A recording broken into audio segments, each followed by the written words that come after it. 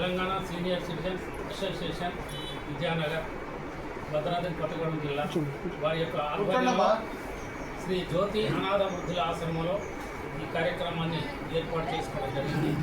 ఈరోజు మా మనవరాలు అయినటువంటి చంద్రిక అమెరికాలో చదువుకోవడం వెళ్ళి అట్లాగే జాబ్ కూడా చేయడం జరుగుతుంది. మా అమ్మాయి యొక్క తల్లిదండ్రులు కల్లాడ దగ్గరలో తూము వెంకటనారాయణ షర్మిల వారి యొక్క వృద్ధుల కూతురు ఆ అమ్మాయి కోరిక మేరకు గతంలో కూడా మనం ఇదే ఆశ్రమంలో వారికి పుట్టినరోజు వేడుకలు ఇక్కడే చేశాము.